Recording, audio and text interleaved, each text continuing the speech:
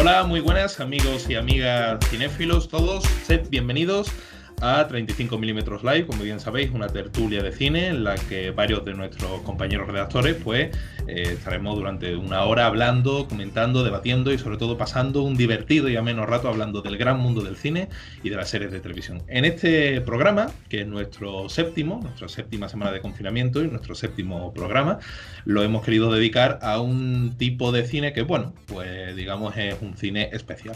Un cine que todos conocimos como cine cutre. Tiene muchas denominaciones, pero nosotros vamos a fiarnos por esta.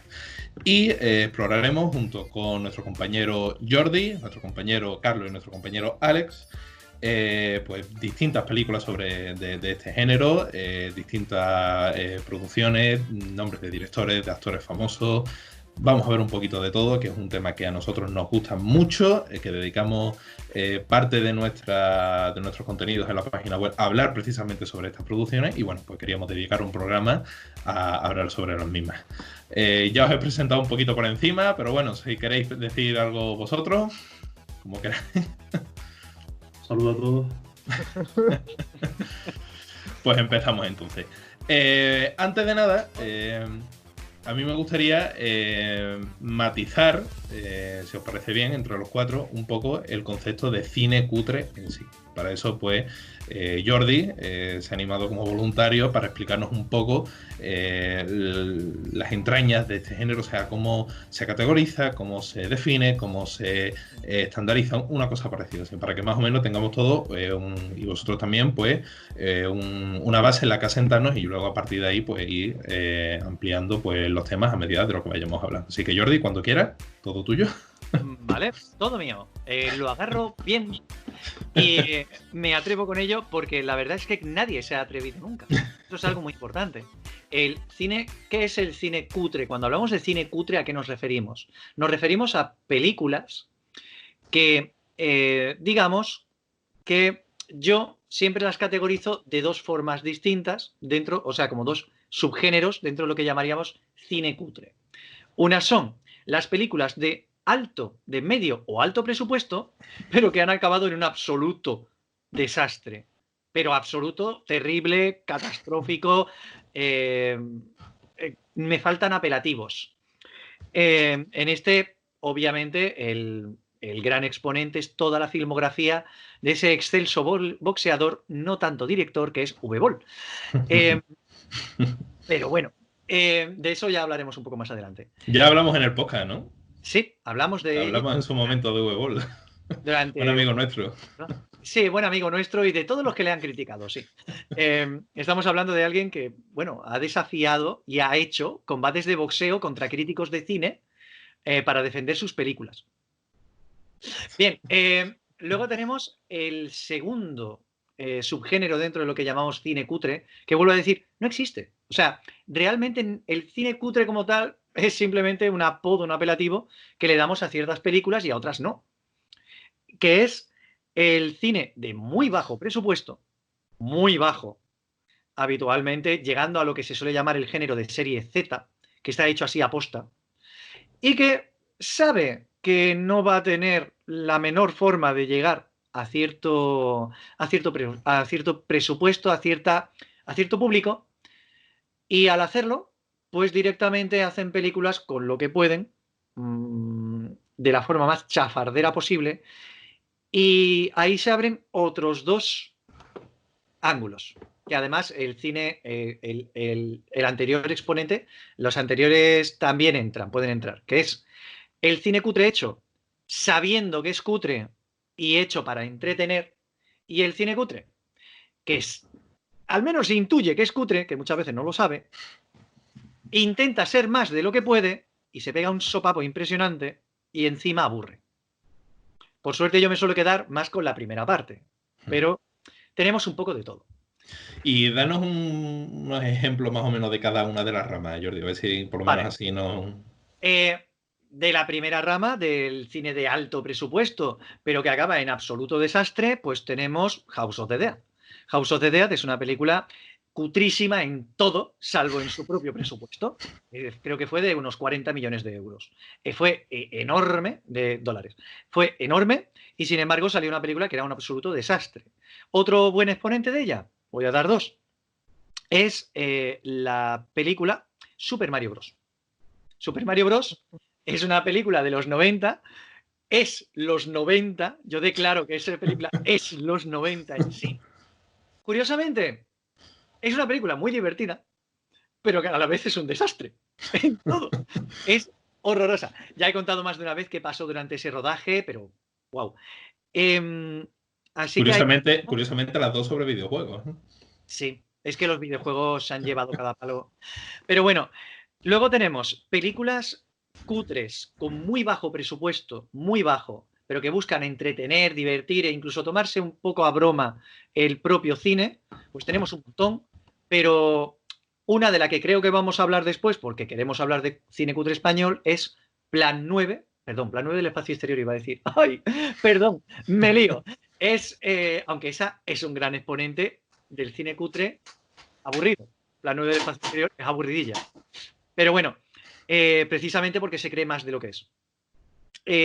Una es Karate a muerte en Torremolinos. Karate a muerte en Torremolinos es un clásico alucinante, súper divertido. Y bueno, hace poco yo he analizado una, he tenido el placer y voy a colgar una entrevista de ello, que es Pirámides Murcianas, que es un documental que se ríe precisamente de los documentales de alienígenas ancestrales y lo hace de una forma exquisita. Y creo que como mucho el presupuesto se habrá ido en comprar un dron. Como mucho. Como mucho. Y a lo mejor en 2 billetes de tren. Así que... ¿Y vosotros? ¿Qué exponente, qué película os sale cuando habláis de cine cutre? ¿Qué os viene a la mente? Fran. Pues para mí, Jordi, ya que lo has nombrado antes, una es que se me viene así directamente a la cabeza, es Karate a muerte en Torremolinos, que para mí es un clásico, es estupenda esa película. Incluso su secuela, llamámoslo así, porque no es una secuela al uso, pero es una película también cutrecilla que, bueno, que rodó el mismo equipo. No es una secuela, la de... Sé cuál te va a referir, no es una secuela, pero prácticamente es una continuación. Sí, sí, ellos robaron la picha de Hitler, que ya solo con el título ya llama la atención. Pero bueno, que a mí de buenas a primeras, que tú has comentado de películas súper exitosas o que tienen esa pretensión con un montón de presupuesto por detrás y que al final acabaron estrellándose en taquilla y en crítica y en todo, Dragon Ball Evolution. O sea... Sí. Yo creo que incluso esa película va más allá de todo, mira, de cualquier categoría de cine cutre, o sea, la sobrepasa. No, el tema del cine cutre es que en realidad es, como ya he dicho, es un apelativo que le pone el propio crítico, así que si para ti esa película es cutre, por mí genial. Para mí esa película solo tiene un problema, y es que se llama Dragon Ball. En realidad, si esa película la hubieran sacado Braunstein Evolution, y no tuviera ni un solo nombre relacionado con Dragon Ball, pues resulta que incluso quedaría una película de acción medianamente decente. Tampoco una locura, pero decente. El tema está en que pone Dragon Ball. Pero has dicho una palabra que me gusta mucho para definirla, porque nunca le he encontrado nombres para definirlas. Y yo creo que acabas de encontrar una que es pretenciosas. En las películas pretenciosas están por un lado, y por el otro las que yo diría que van con propósito de divertirse, las divertidas. Son pretenciosas y divertidas, para mí. Y, Alejandro, ¿a ti? Pues, por ejemplo, lo más reciente que pienso yo, supongo que porque no hace más de 3 años se estrenó una película sobre esa película, que la hizo James Franco, es The Room. Yo no puedo dejar de pensar en...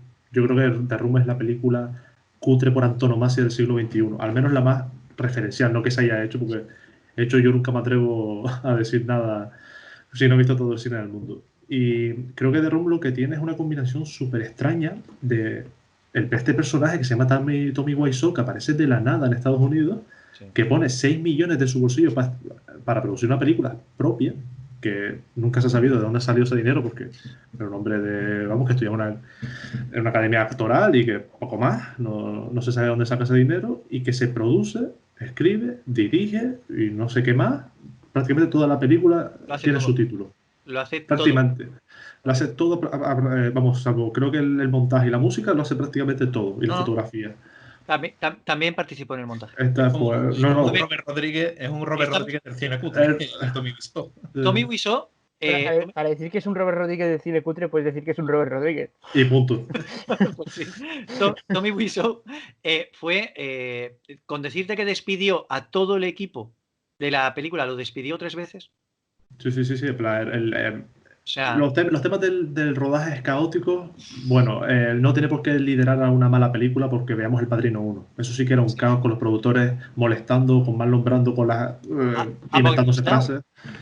Por ejemplo, Apocalipsis Now, hipotecando Coppola su casa para poder producirla. Entonces, no siempre un rodaje caótico tiene que derivar en una mala película, pero creo que hay una serie de combinaciones respecto a lo que tú estabas diciendo al principio de los elementos que definen el cine cutre, que es que esa película tiene ideas interesantes y están mal ejecutadas, por lo que sea, o es que todos los elementos, todos y cada uno de los elementos de una película, música, actores, director, producción artística, están mal hechos. Y creo que The Room tiene todo. Y insisto. Carlos nos puede hablar un poco más sobre el tema porque él tuvo la ocasión de entrevistar a Greg Sestero en Cutrecon este año, y incluso la entrevista está subida en la web por si alguno quiere leerla y tal, y seguro que sobre The Room tiene bastante que decir al respecto, vamos, seguro. Más que envidia me diste, más que envidia. En realidad, la verdad, fue una buena experiencia porque, bueno, pues me hace gracia haberle entrevistado, ¿no? Pero en realidad tampoco fue una entrevista muy... Ahora que no nos oye nadie, tampoco fue una entrevista muy lucida, porque, o sea, me daba respuestas bastante cortantes. O sea, yo le agradezco que sacara el tiempo y tal, pero la verdad es que la entrevista quedó un poco pobre. Pero sí, básicamente lo que me contaba él a mí era eso, que cuando llegaron de repente al rodaje y empezaron a ver cómo actuaba Tommy, ¿no? En un ambiente así profesional o semiprofesional. Bueno, semiprofesional no, profesional, porque al final se estaba dejando 6 millones de dólares en la película. Que todos fliparon un poco, ¿no? Y que creaba un ambiente enrarecido, porque había momentos en los que Tommy podía ser una buenísima persona y otros momentos en los que podía ser directamente un psicópata. Bueno, eso fue más o menos lo que me contó, porque tampoco quiso entrar en mucho detalle. Yo creo que estaba un poco cansado porque llevaba todo el día haciendo entrevistas y tal. Pero sí, bueno, tampoco me contó demasiado. O sea, no creo que yo que sepa más de The Room que cualquier otra persona. Yo no dejo de pensar que Greg Sestero es famoso pese a The Room. Es decir, muy a su pesar es famoso por The Room. Y él no quería eso. De hecho, se refleja muy bien en la película de James Franco, insisto, la recomiendo por si alguien... Recomiendo que se vean The Room y seguidamente The Disaster Artist de James Franco y de su hermano, que precisamente hace el papel de Greg Sestero, y en el que se ve que es una persona con ilusiones, que quiere ser actor y el sueño americano en Los Ángeles y tal, y que muy a su pesar hace esa película, que muy a su pesar se hace famosa por lo mala que es, porque tiene malas actuaciones, tiene una escritura horrible, como diría Deadpool, una escritura además perezosa en ocasiones, porque no deja de copiar líneas de películas de James Dean, que es un personaje con el que Wiseau está obsesionado no sé si es porque lo consumió de manera masiva del adolescente y se quedó obsesionado con él.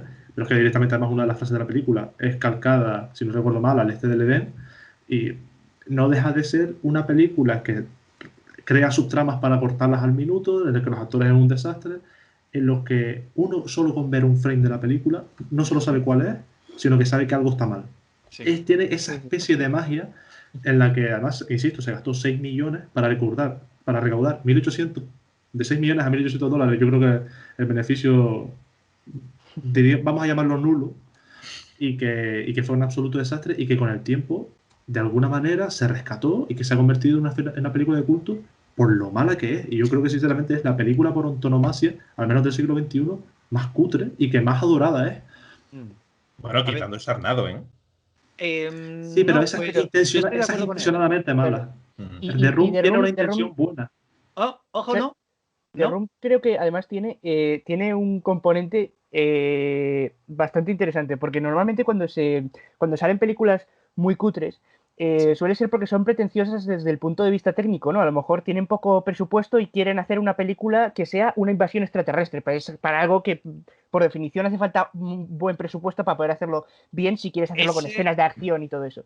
Pero sin embargo, The Room se plantea casi como o lo plantea por lo menos Tommy en su cabeza como un drama, como un drama de época, ¿no? Casi en plan un retrato de la sociedad, o algo así. Yo creo que él tenía en su cabeza eso, ¿no? Pues un rebelde sin causa, un al este del Edén. Y que técnicamente no es mala. Es decir, en términos técnicos, el tío tiene dinero para hacer un croma. Todas las escenas del tejado cuelan como un croma. No es un croma especialmente que a la vista salte, digamos que es malo. Es decir, a nivel técnico tiene el dinero para... El problema es después la dirección, claro. Y que por mucho cámara buena que tenga uno, y creo que esto es una gran lección, por mucho dinero que tenga uno, y uno a esta lista de películas con dinero malas, Maximum Overdrive, la única que ha dirigido Stephen King, eso es horroroso.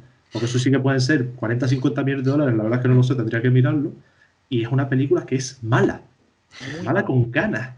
Porque está mal ejecutada, porque es la época loca de King y porque simplemente es una película mala. Y que por mucho dinero, resumen final, mucho dinero no hace una buena película. Nunca. Para nada, para nada. Nunca. Es más, el que demuestra eso, el que lo demostraba, mejor dicho, porque Uwe Boll ya dejó de hacer cine, básicamente, era Uwe Boll. Es que todas sus películas, de un punto hasta más o menos 2/3 de su filmografía, eran pinchado entre 30 y 40 millones de dólares.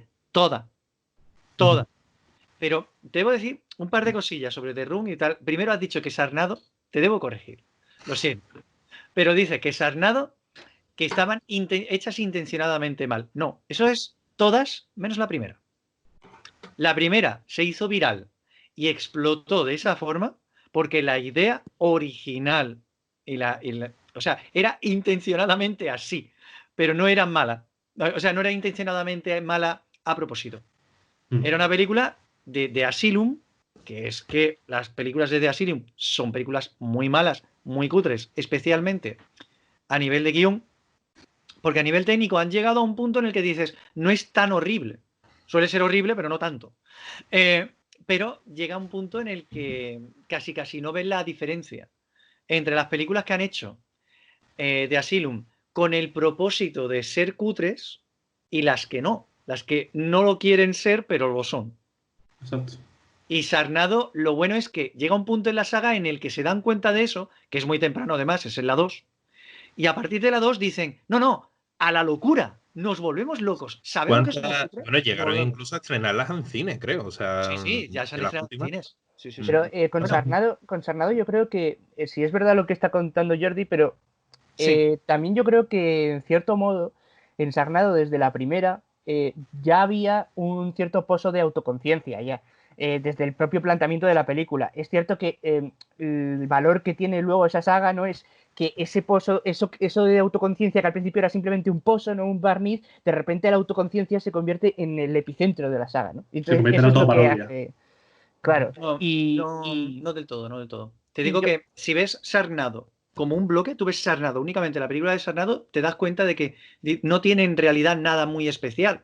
O sea, podrías quitar los tornados de tiburones y poner cocodrilos alienígenas, y lo que realmente le dio la viralidad fue lo de tornados de tiburones, que es... Claro, no, pero yo me estoy refiriendo a que, por ejemplo, en la primera, ya desde la primera de Sarnado hay diálogos claramente autoparódicos entre los personajes. Es decir, tú ves que es una película que no tiene un tono dramático. Por ejemplo, qué sé yo, por ejemplo, estoy pensando en a raíz de Tiburón, ¿no? Las películas de exploitation que salieron de, pues eso, de monstruos marítimos matando bañistas, ¿no?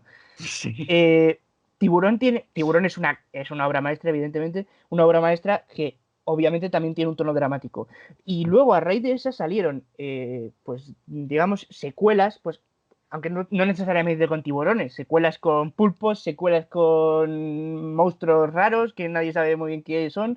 Y muchas de estas secuelas mantenían el tono dramático aun siendo claramente más cutres y peores en todos los sentidos. Bueno, y creo que hay varias secuelas. Claro, sí, innumerables además, porque hay una protagonizada por Tom Hanks. Pero Sarnado se diferencia en que Sarnado es un producto de The Asylum. Y si tú ves cine de The Asylum, tú dices, esta película es de Asylum. Y lo sabes porque precisamente tienen ese tono. Es que tienen ese tono. Ese pozo. Claro. O sea, lo ves y dices, vale, esto es de The Asylum. Es más, poco antes de que saliera Sarnado la primera, salió, creo que fue Pulptopus, creo que fue, no me acuerdo, no, era Sharktopus, perdón, Sharktopus, que era la del pulpo tiburón, y es casi calcada. O sea, estoy hablando en conversaciones, es casi calcada. Lo que pasa es que... Yo recuerdo una, Johnny, Jordi, era el ataque del tiburón de 2 cabezas, creo. Sí, señor. Sí. Está el ataque del tiburón de 2 cabezas, el de 3 cabezas, y hay una que es el ataque del tiburón de 5 cabezas, que tiene una cabeza en la cola, que es Muy de práctica. locura. Que es de locura. Es que tú la ves y dices, ¿pero qué os habéis fumado? Y Pero por volviendo a The Room, antes de continuar con Desarnado, perdón, pero Ah. déjame interrumpirte. Solo quería decir una cosa. Para los que quieran entender de qué va The Room, recomiendo lo que ha dicho Alejandro, verla, pero si la vais a ver solos, ved primero The Disaster Artist y luego The Room. Exacto. Buena Si la recomendación. vais a ver con amigos, vedlo al revés. Ya sabréis por qué. Pero solo os digo que una película en la que se rodó en digital y en analógico a la vez, para luego desechar el digital, Exacto. es que comprando maravilloso. las cámaras. Que después de eso, hay gente que ha seguido financiando a Wiseau. Esta mañana estaba Sí. buscando un poco de información y resulta que tiene una serie que está en YouTube. No Sí. tiene desperdicio. Porque si The Room es mala, la serie esta es que es de tirarse de un puente de piedra, tío. Bueno, Es increíble, han ¿Van a puesto hacer, dinero van para a hacer una serie? alguna película ahora? Ellos dos también, otra vez. Está intentando. Sí, No, y- de y Fields, han de estrenado ya, Fields, The Friends, algo así. Sí. Pero que esa es dirigida por Sestero y escrita por Sestero. Ujú, Y sí. al menos tiene un punto más profesional. No digo que vaya a ser una buena película, pero al menos a nivel estético parece que se toma más en serio. Que The Room lo que tenía es que se tomaba en serio y eso sí es gracia. Pero es que esta sí que en serio se toman en serio los elementos cinematográficos, por así decirlo. A ver, estamos hablando del eterno veinteañero. Una Supuesto. persona, Tommy Wiseau, que a lo mejor ahora ronda la cincuentena, no lo sabemos, porque nadie lo sabe. Es que nadie sabe nada de él. Es una persona que no tiene, literalmente, no tiene ni familia ni amigos conocidos, salvo un par de compañeros de reparto y poco más. O sea, muy poca cosa. Y Carlos, que te he interrumpido con Sarnado, discúlpame, sí, pues sí, vamos a sí, esa obra simplemente maestra. Era un apuntillo, no era sobre Sarnado, sino sobre Sharktopus, que las Sí. mencionado antes. ¿Cierto? Y me ha recordado que un actor que lleva ya unos años especializándose en este tipo de producciones, ¿no? Serie Z, desastres naturales / monstruos que se comen a gente, es paradójicamente un actor que a mí me parece muy bueno, que es Eric Roberts, el hermano de Julia Roberts, que incluso llegó a estar nominado al Oscar a Mejor Actor Secundario. Y que ahora está haciendo este tipo de producciones que me parece algo bastante llamativo, ¿no? Como desde unos inicios muy prometedores se puede llegar a acabar haciendo esta purria. Hay que comer, Carlos. Hay que comer. Hay que comer, pero no lo veo solo por el hay que comer, sino porque a veces precisamente encuentras un hueco. Y además, teniendo en cuenta que vivimos una era dorada para el cine cutre e incluso para el cine paródico cutre. O sea, actualmente hay mucha gente que consume cine que busca parodiar al cine normal. Sí, bueno, pero esa tendencia, o sea, ese tipo de películas parodia, ya hace tiempo que no veo muchas en cartelera, porque son películas que se llegaron a... O sea, yo siempre me remito a clásicos como por ejemplo los Monty Python o incluso películas como La loca historia del mundo, tal, pero recientemente tenemos el ejemplo de Scary Movie. O sea, Scary Movie Sí. lo petó. Yo, para mí, por ejemplo, ScaryMovie es una de mis películas de la infancia. Scary Movie, la primera y la segunda, sobre todo la segunda, para mí me lo paso pipa viendo la película. Y a partir de la tercera empezó un poquito ya a decaer un poco porque la fórmula de parodia y tal, los homenajes a películas exitosas se fueron un poco de las manos. Pero eso creo que tuvo más tirón al principio, o sea, en la primera década de los 2000, o sea, hace 10 años. Ya últimamente, en estos últimos 10 años, perdón, yo creo que se han hecho muy pocas parodias. Creo que una de las últimas parodias que yo creo haber visto, y ni siquiera entera, fue una que se llamaba Los Muertos del Hambre, que lo que hacía era juntar, o sea, los Juegos del Hambre con Resacón en Las Vegas, con, no sé, de las últimas películas más exitosas en los últimos 5, 6, 7 años. Pero, sí, pero la época dorada creo que fue eso, hace 10 con Scary Movie. Hablaba de ese tipo de parodias. Hablaba de películas que parodian en sí mismas la producción y la distribución del cine. O por ejemplo, Sarnado. Sarnado hace eso. Y muchísimas películas de ese estilo buscan precisamente parodiar, incluso a veces, producciones de películas de cine cutre. Un buen ejemplo es Turbo Kid, que se estrenó en 2015. Turbo Kid es una película que no es una película cutre. Tiene un presupuesto medio. Sin embargo, en la película no lo necesita.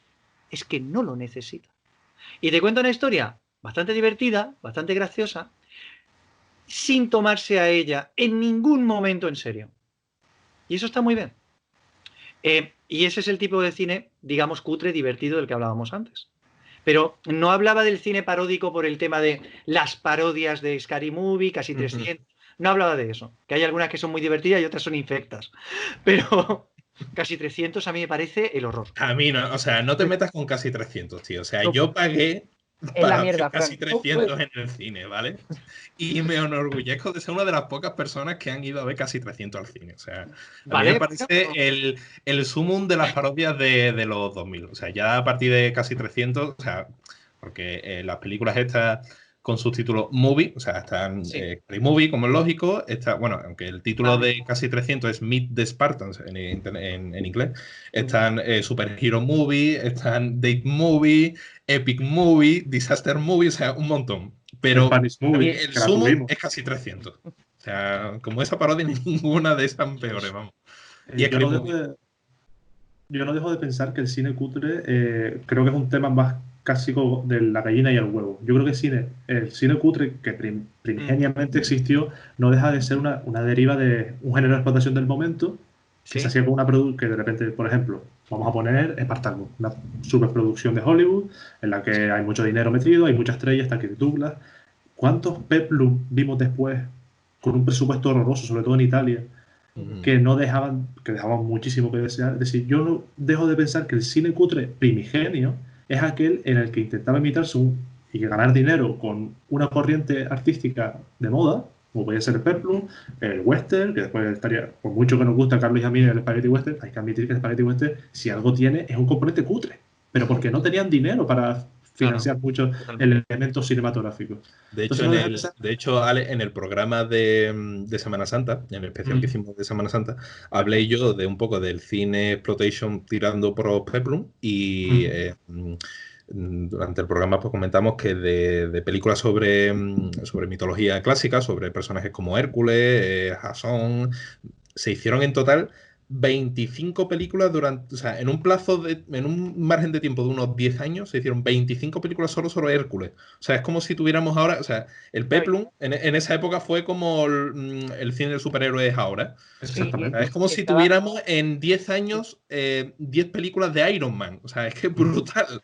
Es que además esas serían malas, serían cutres, claro. Hacían eso de continuar series con personajes, ¿no? Has dicho Hércules, también estaba, por ejemplo, Maciste, ¿no? Estaba Sansón. Luego, también hay películas que son como continuaciones apócrifas, por así decirlo, de lo que he dicho precisamente Lidia, de Espartaco. Está El hijo de Espartaco, por ejemplo. Hay películas que, además, que el peplum de esa época, el peplum italiano, me parece interesante como género, más que por lo que es en sí, porque es la antesala del spaghetti western, de alguna forma. Porque los directores que luego destacaron en el spaghetti western se empezaron a forjar de alguna manera en el peplum. Y no estoy hablando de directores, digamos, más de segunda fila o menos conocidos por el gran público, como por ejemplo Gianfranco Parolini. Es un director de spaghetti western que a mí me gusta mucho, pero es verdad que es de, digamos, un peldaño inferior a los grandes directores de spaghetti western. Pero es que, por ejemplo, Sergio Leone, Sergio Corbucci, Sergio Solima, que son los tres Sergios, ¿no?, que se dice del spaghetti western, los tres grandes maestros, los tres empezaron su carrera en el spaghetti, perdón, en el peplum. Y de hecho, en la primera película de Sergio Leone es bueno, Los últimos días de Pompeya, aunque no la llegó a firmar porque estaba codirigida con otro que se murió en mitad de la producción, pero su primera película firmada por él como director es El Coloso de Rodas, es un peplum. Y es evidentemente su película menos conocida porque también es súper película. dentro de, bueno, con todo lo que pueda sacarse de esa película, pero es peor que cualquier otra película de Leones, que me parece evidente. Pero también Corbucci tiene muchas. Eso nos podrá hablar mejor Alejandro, que es más conocedor de esa etapa de Sí, Corbucci. pero ahora lo retomamos, pero quiero terminar el planteamiento que estaba haciendo, que es que no dejo de pensar que el primer cine cutre, el primigenio, el primero que existió, Sí. es un cine cutre que eso sigue una corriente artística para una explotación económica, que no sale bien porque no tiene los mismos medios que la corriente hollywoodiense, Mm. y que ya a partir de ahí se empieza a hacer un cine cutre autoconsciente en base a los defectos que iban surgiendo de ese cine cutre que no era paródico ni mucho menos, que No, no, para buscaba nada. la ganancia económica. Lo que buscaba era la ganancia económica. Y supongo que el director hace un hueco a nivel nombre. Sergio Leone, estamos nombrándolo, y Sergio Corbucci tiene creo que 2-3 peplus antes de dirigir la que sería su primera película Spaghetti Western, que creo que es Django, si no me equivoco. Entonces, Tienen, creo que Masacre en el Gran Cañón, me parece. sí, pero Tenía que tenga los elementos clásicos del Spaghetti Western, creo que la primera sí más marcada, que es la prácticamente primera la para post trilogía del dólar. Post Leone, que básicamente Sí, Django es un remake por un puñado de dólares, a su vez de Yojimbo. Es decir, sí, sí. insisto que creo que no hay una discusión de gallina y huevo. Creo que originalmente existía ese cine cutre que no Ah, alcanzaba sí, y las sigue existiendo. producciones, Y sigue existiendo. por supuesto. Yo a lo que me Y refiero es el que es, más me interesa, y es el que más me interesa a nivel personal, porque al fin y al cabo es el inconsciente. El que lo hace de manera consciente a mí me a ver, interesa, o al menos me atrae menos. a mí el que es el tema, es que me atraen mucho los dos, Mm, porque uno es un tipo de cine, el cine que lo que hace es autoparodiar, parodiar el propio cine cutre. Ese me atrae porque muchas veces intentan emular el mm, chiste involuntario que se provoca en el cine cutre, tal y como has dicho tú, mm. y a veces lo consiguen y a veces no. Y cuando lo consiguen es una obra maestra. Cuando no lo consiguen es un desastre. Exacto. Pero eso también es reseñable. Porque Mm, precisamente sale una película cutre. claro, Normalmente aburrida, pero sale. claro. Y sí, claro, obviamente. Es más, a mí lo que me gusta de. Cuando se habla de cine cutre, cuando mucha gente me pregunta, ¿pero por qué te enfatizas tanto en este cine? Y yo digo, primero no me enfatizo en él, yo es que me gusta todo el cine. Pero es que el cine cutre es parte del cine y además es una parte muy importante. Porque resulta que en todas las épocas del cine ha habido cine de bajo presupuesto. Y en todas las épocas de cine ha habido cine de experimentación. Y el cine de experimentación suele estar muy relacionado, normalmente, cuando hablamos de la experimentación técnica, con el cine cutre.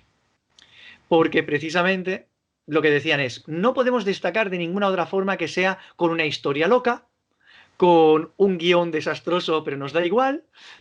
Un buen ejemplo de una Mm, película que no es cutre, pero lo roza, es de serie B, es Payasos asesinos del espacio exterior. Es sí. una película que fue hecha por los creadores de las marionetas de Star Wars.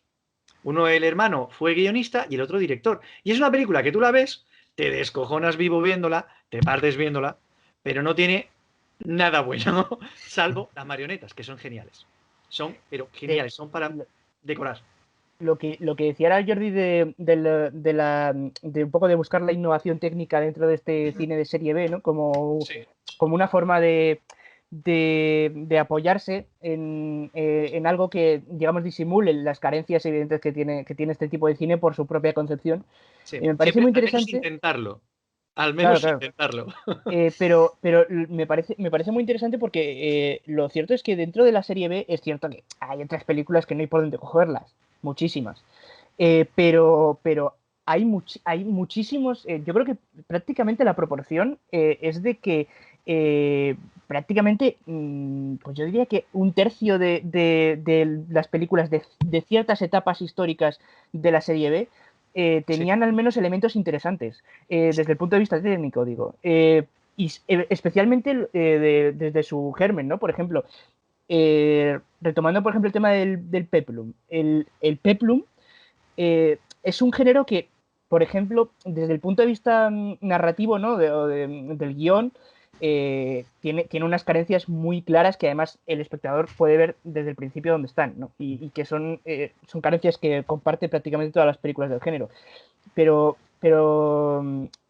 el hecho de que sea el género donde se forjaron directores que posteriormente tendrían bastante recorrido, hace que se esté viendo ya que ahí es donde estaban empezando a familiarizarse con la cámara, ¿no? Y a hacer sus primeros pinitos y por eso creo que tiene detalles de calidad que a mí me parecen muy interesantes, que son unos detalles que en cierta manera luego se extrapolaron al Spaghetti Western.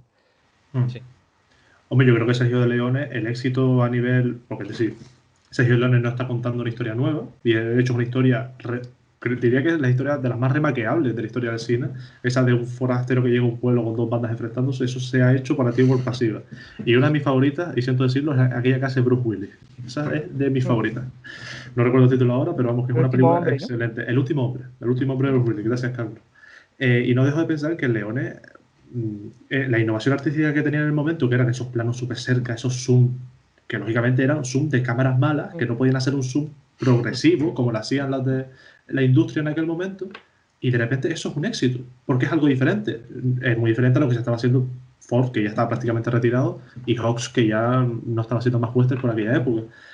Insisto en que creo que esas ideas que están limitadas por un presupuesto a nivel técnico, resurgen ideas que renuevan el propio género o los estilos del momento.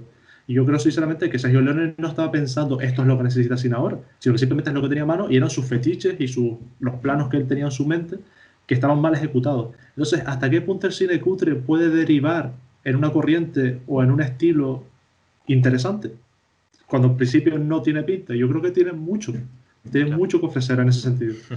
A mí, mira, has dado un ejemplo de una cosa que me ha hecho mucha gracia, porque además esos zooms no solo decían, no, es un defecto. Pues no, lo que hacemos es enfatizarlo. ¿Cómo lo enfatizamos? Sí, claro. Con efectos de sonido en el momento del zoom de ¡pum! Pom, pom, pom, pom. Exacto. Esos tambores de El leones, momento de la banda de sonora barretones. sonando, Sí, todo sí, eso. y además es Exacto. algo, lo del zoom italiano, que a mí me parece que ha tenido una influencia muy grande en todo el cine mundial al final. Sí. Y no solo en lo evidente, porque lo evidente es decir que ha tenido mucha influencia, por ejemplo, en Tarantino, es básicamente. Pero es que yo creo que más allá, yo creo que el cine italiano de serie B de aquella época redefinió el concepto de zoom a la hora de hacer una película, que se ha quedado también en Hollywood ahora. Sí, además de que, bueno, está el problema de que siempre que se habla de alguna influencia de Tarantino, en realidad se está hablando de la influencia de otro. Pero bueno, Tarantino Algún sería día, para dedicarle un programa solo a él. O sea, con todo lo que me gusta a mí, si un día se lo dedicamos, Fran, con todo lo que me gusta a mí, yo voy a hacer el papel de malo, ¿eh? Y con todo lo que me guste, voy a hacer el papel de malo diciendo que hay muchos elementos que se le atribuyen a él, como puede ser el uso de la violencia más. El enfoque de la violencia, según es más gracioso o más violenta de que te tiene que ser desagradable, se le atribuye a él cuando eso estaba en Scorsese. Estaban en Scorsese de los 70. En Mean bueno, Streets no tienes este que ir a Goodfellas. es de Muy siguiente. Scorsese y de las películas japonesas de samuráis a las cuales Tarantino era muy aficionado Sí. Por de supuesto. joven, y que precisamente esas películas eran con momentos muy tranquilos normalmente, pero cuando llegaba la violencia era te pega un catanazo y de repente la sangre sale, pero o sea, No, digo, ¿a dónde vas? Que, Pues, también influye en Scorsese, porque nosotros vemos sí, la sí, matanza de Taxi totalmente. Driver y yo veo allí un duelo de katanas en el que la sangre, como dices tú, que después hará un Sí. montón en el anime y en el manga, sale disparada de una forma que dices tú, el cuerpo humano tiene 5 litros de sangre, no tiene más, ¿eh? Y por ese Si te cuello han hablo de las salido 10. películas, te hablo de las películas de actores reales. Sí, por supuesto. No, yo Además, también. Digo que eso derivarían era también, exactamente. Y además esta fetichización de la violencia en el cine de Tarantino también viene, por ejemplo, de ese cine de terror de serie B, ¿no? De Sí. Lucio Fulci y todos esos directores, Antonio Sí. Margaretti, que también hacían un uso un poco hasta casi sexual de la violencia, ¿no? Un poco perverso, ¿no? Y es algo que también, en cierto modo, ha heredado Tarantino, donde mejor se ve, yo creo, es en Death Proof, además. Esa violencia de alguna forma fetichizada. Y también, por supuesto, en el Spaghetti Western se me ocurre un ejemplo concreto que es Oro Maldito, donde prácticamente el villano principal es una persona que tiene, bueno, que tiene como un componente homoerótico muy importante, ¿no? Y muy, como muy turbio a la vez, porque es todo como que lo mezcla con la tortura y tal, y creo que ese tipo de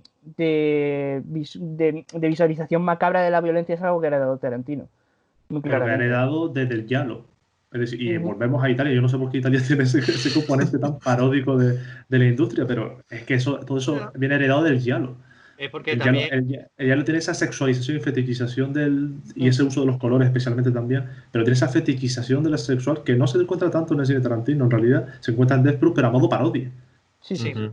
Así que Bueno, de hecho, Greenhouse, el proyecto de Greenhouse con Robert Rodríguez es básicamente eso, un homenaje a ese tipo de producciones que en los años 70 absolutamente. se exhibían en cines de, bueno, pues, ¿qué vamos a decir? Cines que no cumplirían los estándares propios de un cine hoy en día y que por la baja calidad del producto ofrecían pases dobles de películas, o sea, ponían dos películas en un mismo pase por el precio de una. Y claro, pues eran producciones de ese tipo que rozaban pues lo esperpéntico en cuanto a narrativa, en cuanto a guión, en cuanto a actuación. Eran películas categorizables como horribles. Absolutamente. Pero ellos le dieron ese homenaje con Greenhouse y creo que fue un homenaje muy sentido por parte de ellos porque recientemente leí unas declaraciones de Tarantino que dijo que él tenía la impresión de que la gente, el público en general, cuando estrenaron Rodríguez y las películas en 2003, que no entendieron realmente las referencias que ellos estaban tratando de manifestar con las películas. Y eso que el cine de ese tipo de género, llamámoslo Greenhouse, era un cine bastante típico, bastante común en Estados Unidos en la década de los 70 y 80. O sea, que era relativamente un género en el que el público, a grandes rasgos, se tendría que sentir familiarizado. Y ellos se sentían como un poco no que hubieran tirado el tiempo por la ventana ni su trabajo, mucho menos, porque hay muchas personas que valoran estas dos películas, son Death Proof por una parte y Planet Terror por otra, pero que sintieron eso, de que el público no había captado realmente la esencia del proyecto. Claro, pero es Y que no, luego llegamos a lo que es la. Perdón, Alejandro iba a decir algo. Es que creo que voy a no, pegar un salto. continúa. Lo vas a decir más interesante, así que tranquilo. No creo, no creo. Lo que iba era a puntualizar lo que ha dicho Frank, a apuntalarlo más bien, diciéndole que además esa época es la que coincide con el gran surgimiento del cine cutre que viene dado a la masificación de producciones que da el nacimiento y la popularización del VHS. Claro. VHS, cintas, todo ese tipo de cosas que aparecieron 75, 80, por ahí, todas, más o menos, esta beta y tal, más o menos rondan siempre esa época, provocó que tuviéramos de golpe una enorme cantidad de producciones que había hecho un chaval en un taller. Y eso provocó cosas de escándalo. ¿Cuántas películas llegaron a estrenarse en cine con un presupuesto más o menos limitado, pero medianamente considerable, que fueron un batacazo totalmente en taquilla y gracias al VHS se recuperaron y se han convertido a día de hoy en películas de culto? O Y sea, no te tienes que ir a presupuestos muy bajos. La cosa de John tampoco. Carpenter fue horrorosamente criticada. Tuvo Sí. un estreno malísimo porque compitió ese mismo año con Indiana Jones. Bueno, perdón, con ET. Que claro, hablaba de un alienígena muy amable. Y la cosa de John Carpenter, Totalmente lo contrario. amable no era, se pegó un batacazo. Y después resulta que, y eso pasa no solo con La Cosa, sino con varias películas de Carpenter, se recuperan en VHS y de repente tienen una serie de acólitos que vamos a ser objetivos. A ti, Carpenter, te puede gustar más el Halloween, te puede gustar más Asaltar con Miseria. Yo creo que La Cosa es una obra maestra del terror y del sci-fi, de ciencia ficción, porque es el Carpenter, además con dinero, cosa que no tenía él. De hecho, es la última vez que va a tener una producción con tanto dinero por parte de la Universal. De hecho, lo despiden. Y que creo que gracias al VHS se recupera. Creo que John Carpenter es uno de los muchos directores que el VHS le salvó, al menos a nivel artístico. A nivel monetario nunca lo salvó porque se estrenó y fue un batacazo, pero... No, a él le salvó luego otra. Pero vaya, le salvó Starship Troopers. Bueno, No, pero Jordi, con Christine pudo pagar la hipoteca. Starship Troopers es de Verhoeven, me parece. Es de Verhoeven, sí. Ay, es verdad, que me he liado entre dos. Es de Verhoeven. Disculpas. Que- Quería decir ahí, Me he equivocado entre dos directores. Con Christine recuperó Elfe. Además, creo que Stephen King y John Carpenter son dos combinaciones que a quien no se le habían ocurrido antes. Creo que es una película decente, tampoco es una película especialmente buena, pero con esa pudo pagar la hipoteca al señor Carpenter después del despido del Universal. Yo es que la cosa... Es que además me he equivocado con ellos porque John Carpenter y Verhoeven a mí me parecen dos directores que tienen cierta semejanza. Y una de las semejanzas que tienen es que se gana muy a pulso el odio de la crítica más feroz, digámoslo así. Mientras que, o sea, a mí la mayoría de las películas de John Carpenter y Verhoeven me han encantado. La mayoría. O sea, algunas por una razón, otras por otra, pero la mayoría me encantan. Voy a buscar, lo estoy buscando en este momento, sí, en vivo en directo, porque no me acuerdo de cuál era de los dos, la película Están vivos. Es de Carpenter. Sí. Es de Carpenter, ¿no? Obra maestra, además. Disculpa, obra maestra eso absoluta. Era lo que iba a decir. Y de muy actualidad, ¿eh? Y de muchísima actualidad. Pero Es por una siempre. De 3 euros mal contados, de 5 pesetas bien contadas, que es un peliculón. Que es un peliculón. Y es un peliculón precisamente por lo que hacían tanto Carpenter como Verhoeven, que era coger el preámbulo de la película, mira, esta es la sinopsis de la película, ¿no? Vale, una invasión de no sé quién, de no sé cuál, un bicho que tal, vale, y detrás 40.000 mensajes políticos. Detrás 25.000 puñaladas a la industria del cine, a la industria de todos los tipos, capitalismo, a todo. O sea, y en Están vivos tiene cada una. Sí, porque es que además Están vivos, la gracia que tiene es que introduce un mensaje político muy claro y además no lo introduce, digamos, con sutileza, ¿no? Lo introduce con un megáfono. O sea, entra en el minuto 1 y empieza a decir: esto es una lectura marxista de la sociedad norteamericana, y ya está. Todos los elementos, ¿no? La alienación, lo de las gafas, ¿no? Que luego lo convirtió, el filósofo marxista Slavoj Žižek lo convirtió como un poco casi en su grito de guerra, ¿no? Lo de quitarse las gafas de la ideología, ¿no? A mí me parece una obra maestra absoluta, me parece la mejor película de Carpenter para mí.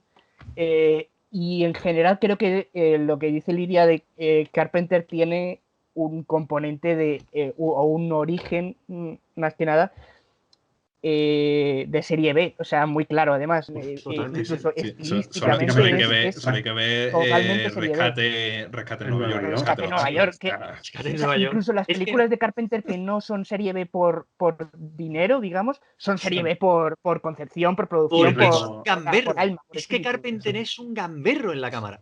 Y pero eso le pasa factura muchas veces, porque puede salir Rescate en Nueva York y, volviendo al cine cutre, puede salir Rescate en Los Ángeles. Que es un remake realmente, no es una secuela, es un remake, ¿no? Es un remake, secuela, hecho por el mismo Carpenter que... si uno la ve sin saber quién la dirigió Carpenter la segunda, uno se piensa que es prácticamente otro autor que tiene miedo y se aferra a los elementos de la primera para no caer en desdicha. Y resulta que es el propio Carpenter, que yo no sé hasta qué punto está aburrido o se está autoparodiando, ya riéndose de toda la industria. Es una película con mucho más presupuesto, que empieza a usar efectos digitales que no estaban perfeccionadas hasta el momento. Si uno ve la secuencia inicial en la que la ciudad de Los Ángeles se está destruyendo por un terremoto, los trozos de los edificios parecen trozos de queso gruyère. Entonces uno se da cuenta de hasta qué punto Carpenter, creo que es de esos directores que tienen la fina línea de crear la cosa, que puede ser una de las mejores, probablemente no quiero arriesgarme, pero una de las mejores películas de terror y ciencia ficción de la historia, y es capaz de rescatar Los Ángeles. Entonces, y es capaz, perdón que te interrumpa, de Fantasmas de Marte, que la vi recientemente y que a mí me parece, precisamente que se está burlando de su propia carrera en esa. O sea, yo creo que paso de todo, hago lo que me da la gana. Quiero ver el mundo arder. Sin irnos del tema, John Carpenter tiene una obsesión, que es una película que se llama Río Bravo. Tiene una obsesión con encerrar a personajes en un sitio y que por cualquier limitación, ya sea por lo general una amenaza exterior, les pasa algo. Eso se ve en Asalto. En Halloween no se ve, pero en Halloween no salen del pueblo, así que también te da una sensación de claustrofobia que hasta casi te da la sensación de que conoces las calles de Haddonfield. La comisaría del distrito. Tenemos Rescate en Nueva York, El Asalto, que es la primera película de él de forma oficial con un presupuesto, porque no podemos contar Dark Star, que es una película de proyecto de final de carrera Sí. y que sin ella no existiría Alien. También tenemos que comentar Cierto. eso, ¿no? Y que es mucho mejor de lo que parece cuando la ves en un principio. Es mucha mejor película y es la única que vemos elementos de comedia, digamos, Sí. blanca en Carpenter, porque después él hará mucho uso del personaje de Snake Plissken, es un personaje que se está riendo de su situación todo el rato. Se cae un edificio y pese a que no es un hombre de risa, no es un hombre de que me demuestre risa, lo demuestra a través de humor negro, a través de los chistes del momento.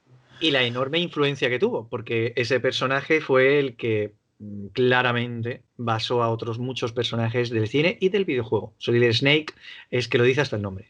O sea, Sí, es un básicamente. personaje esclavadito. Pero quería decir una cosilla, si me permitís, porque es que creo que Están vivos es una película que ha visto tan poquita gente que me vais a permitir que diga un poquito de la sinopsis para que a ver si la gente quiere verla.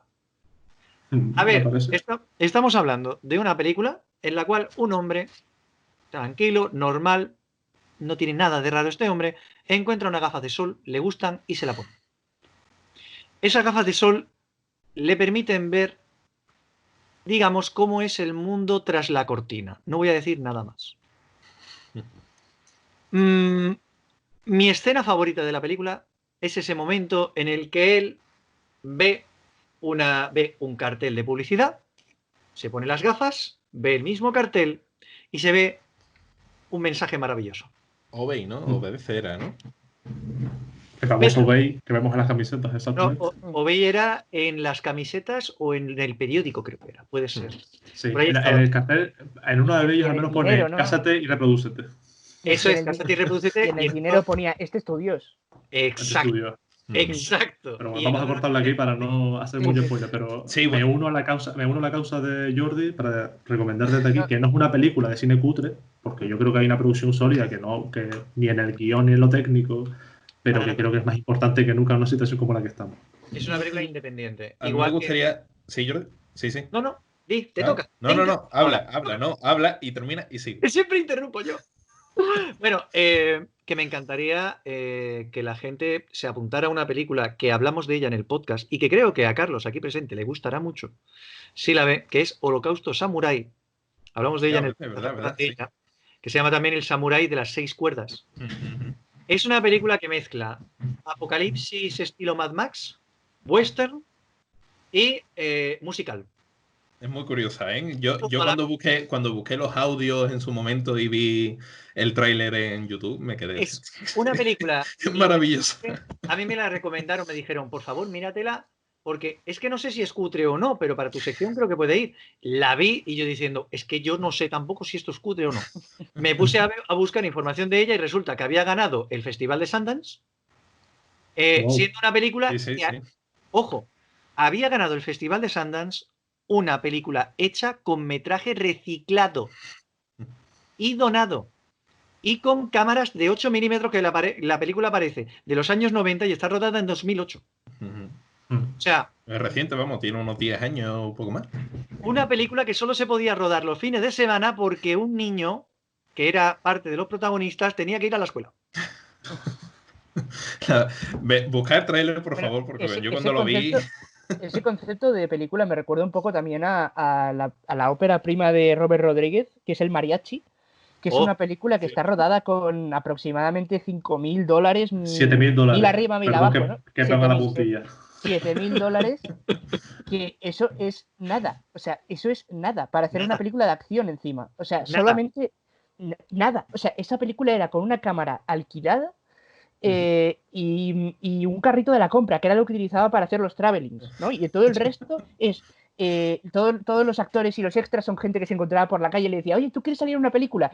O sea, todo así, loco, y la mayoría de actores ni siquiera son actores profesionales, y sale un proyecto de donde tú no te esperas que pueda salir un proyecto digno, digamos, sale una película que es muy interesante. O sea, obviamente, Bueno, hizo si no la ves en secuela, ¿no? contexto, Hizo 2 más, ¿no? Es una Bueno, estupenda eso va. película. Es una estupenda película de acción. continuación espiritual, ¿no? Sí, de más o menos, con Y- Antonio no, Banderas, pero ¿no? igual no, Inesperado y es Temex, ¿no? secuela, es decir, secuela asegurada. El personaje que después era Bandera Sí, pero es el hay del ciertas- mariachi, precisamente. Sí. Hay ciertas cosas que en realidad, o sea, porque, por ejemplo, el mariachi en la original pierde la mano, ¿no? Y en la de Antonio Banderas tiene las dos manos. O sea, hay ciertas cosas como que se ve que es como que es a la vez una secuela espiritual, pero a la vez también como enmendando las cosas que le habría gustado Que no hacer le diferentes interesan para si la hubiera película. tenido dinero en la primera, ¿no? Eso Pues es sí. lo que yo creo de esperado. Es que es el tema. Muchas veces la gente confunde serie B, cine cutre y películas independientes. Y no se dan cuenta de que en realidad los tres términos pueden juntarse en una sola película o no. O no, Esto exactamente. es muy importante. Y Y yo eso creo que Robert Rodríguez es un especialista en eso porque esa sumum de esos tres conceptos que has hablado una hora, yo creo que se dan en Machete. Sí. En las dos películas de Machete, Sí, sí. creo que se da perfectamente porque es una película No estoy de acuerdo. comercial, con un presupuesto bastante considerable, con un reparto estelar, Sí. con una trama perfectamente aplicable a una película de serie B, Sí, pero luego el resultado luego es positivo. O sea, claro. es eso básicamente. Yo creo. Pero por eso no estoy de acuerdo con lo que has comentado. No tiene las tres. Le falta la de Independiente, porque hay mucha Bueno, sí, claro. Sí, está Pero Dimension Films. ¿de dónde surge Machete? Precisamente de los trailers Grindhouse. parodias de Grindhouse. Exactamente. Igual Y después- pasa con Hobo with a Shotgun, que Hobo yo la with vi a Shotgun. relativamente hace poco y la verdad es una maravilla. Exactamente. Pasa exactamente lo mismo. Una escopeta, que es bastante divertido también. Yo quería plantear no un debate, pero sí una idea, a ver qué piensan ustedes. Que es que, por ejemplo, hay películas que en el momento no eran cutres, por lo que sea, pero que el tiempo les sienta mal. Y a Uy, nuestros sí. ojos es cine cutre, como puede ser La Masa del año 58. Esa Sí. película que, a nivel técnico, una película como Matrix está envejeciendo mal a nivel técnico y era el sumum tecnológico de la época. Imaginemos esas películas donde los años 58, 40, especialmente de ciencia ficción, de terror, todas esas que consumieron Carpenter, Stephen King y desde los que salen todas sus producciones. ¿Qué pensamos de eso? ¿Es cine cutre? ¿No lo es porque hay que ponerlo en contexto? Es que hay que ponerlo en contexto. Lo que Exacto. pasa es No, que, eso, claro, eso seguro, pero... mira, eso me pasó a mí hace unos años cuando le enseñé precisamente una película que hemos nombrado antes, que con director equivocado, vuelvo a decirlo, Starship Troopers. Starship Troopers la vio un amigo mío hace relativamente unos 5 o 6 años y dijo, esta película es súper cutre, estoy viendo los efectos y tal y cual. Digo, pero a ver, padre, esta película, tú has de tener en cuenta, es como si dijeras que las películas de Star Wars de hace 40 años eran películas cutres. No, a ver, eran películas con un presupuesto medio, pues sobre todo la primera, las siguientes sí tuvieron un presupuesto muy grande, pero tenían los mejores efectos de la época. Precisamente tenían los efectos de la empresa que creó los Los efectos especiales, básicamente. los efectos especiales prácticamente, que es Light and Magic. O sea, no hay que ponerlo en contexto, por supuesto. O sea, dentro de 15 años, seguramente veamos Avatar y lo sigamos viendo una maravilla. Porque lo que logró Avatar fue impresionante. Esa película va a envejecer muy bien en términos técnicos. En términos de historia, bueno, pues cualquiera que no haya visto Pocahontas, pues verá una historia original. El tema está en que, sin embargo, ponemos, pues, ¿qué te digo yo?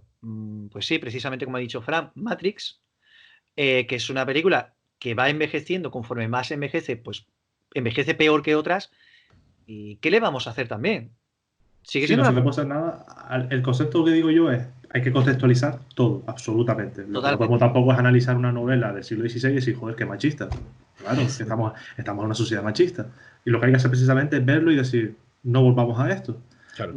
El asunto aquí radica en, ¿es cine cutre por mucho que lo contextualicemos? Porque a nuestros ojos lo es. Es decir, un efecto especial malo. Yo me parece muy interesante lo del concepto, lo de plantear el concepto temporal en el cine cutre, porque sí que creo que es verdad que además el cine, que es algo que tiene una vigencia muy limitada, ¿no?, con respecto a otras artes, porque por ejemplo Sí. un cuadro es un cuadro que es bonito de forma temporal, pero una película digamos que es más finita en el tiempo, y más cuando entran elementos técnicos muy elaborados o la película precisa que no son dos personas hablando a la cámara, ¿no?, que al final una conversación, eso puede envejecer normal o puede envejecer incluso muy bien, pero al final cuando se necesitan un cierto salto técnico es cuando te estás jugando más que esa película pierda vigencia muy rápido. Y creo que es verdad que el componente temporal es muy importante en el cine cutre, porque yo diría que sí, que las películas que vistas a nuestros ojos hoy son cutres, bueno, son cutres al menos, quiero decir, son cutres al menos para nuestra generación, entonces en cierto modo sí que creo que se puede decir que son cine cutre. Por ejemplo, me viene a la mente, y no me voy por las ramas, simplemente mencionarla porque es que me parece que es una película que no mucha gente ha visto y me parece el ejemplo perfecto de película que precisamente es un peliculón porque ha envejecido mal, que es una película que se llama Y dejaron de llamarle Camposanto, de Giuliano Carnimeo. Es una comedia western de los años 70, desde el 71 me parece, y ha envejecido mal en prácticamente todos los aspectos. Los chistes que utilizan han envejecido mal, muy mal. Las técnicas que utilizan en cierto modo han envejecido mal, porque es lo de, decíamos el zoom de Leone, pues el zoom de Carnimeo es el zoom de Leone multiplicado por 100. Pero el zoom ya de casi que se mete en el agujero de la nariz del actor, ¿no? Y es como todo un poco tan estrambótico que ha perdido una vigencia de una forma tan exagerada que ahora lo ves y te parece un producto magnífico de serie B y de Q3. Eso era lo que iba a defender ahora, que para mí lo que hacen es precisamente crecer. Las películas cutre, si una persona se acostumbra, entre comillas, a ver ese tipo de material, cuando tú ves una película cutre de los años 60, te parece más bonita, incluso más, entre comillas, tienes un sentimiento casi romantizado, comparado con un gran ejemplo, es el gran clásico. ¿Cuál es el gran clásico del cine cutre? Aquel que cambió prácticamente todo el cine de terror y de catástrofes durante décadas. La noche de los muertos vivientes. Esa película, tú la ves ahora y dices, ¡ahí va! No sé, no tenían dinero para maquillaje, ¿verdad? Hicieron lo que pudieron, sí. Pero tú la ves ahora y dices, me encanta. Me encanta. Yo la vi hace relativamente poco y... ¿qué queréis que os diga?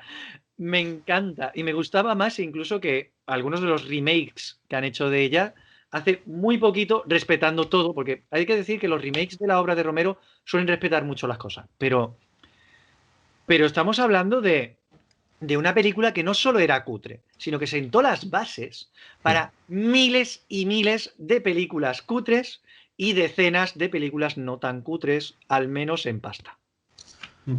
Y, hablando... Sí, Jordi. No sé. No, iba a decir que eso, que hablando sobre las influencias que ha tenido el cine cutre a lo largo de la historia reciente del cine,